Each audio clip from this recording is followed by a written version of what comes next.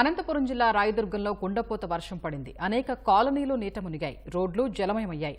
ఇళ్లు, దుకాణాల్లోకి వర్షపు నీరు చేరడంతో ప్రజలు ఇబ్బందులు పడ్డారు. డ్రైనేజీ వ్యవస్థ సరిగా లేకపోవడమే సమస్యకు కారణమని జనం చెబుతున్నారు. కళ్యాణదుర్గం నియోజకవర్గంలోనూ భారీ వర్షాలు కురిశాయి. జోరు వానతో చెరువులు పొంగి ప్రవహిస్తున్నాయి.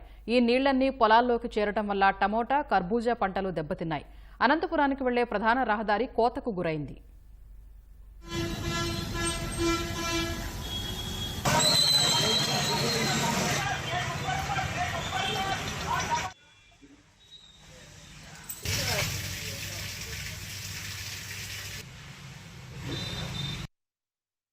నేను 2 ఎకరాల కర్బూజ సాగు చేశాను సార్. 2 ఎకరాల కర్బూజ నీట మునిగింది.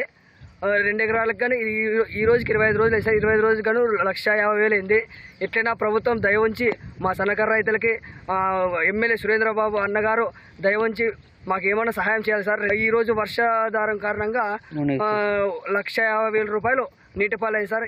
ఏ విధంగా అయినా మా చిన్నకారు రైతులని మా టీడీపీ నాయకులు కానీ ఎమ్మెల్యే సురేంద్రబాబు సార్ గారు కానీ మమ్మల్ని దయ ఉంచి ఆదుకోవాలని మిమ్మల్ని ప్రార్థిస్తున్నాం సార్.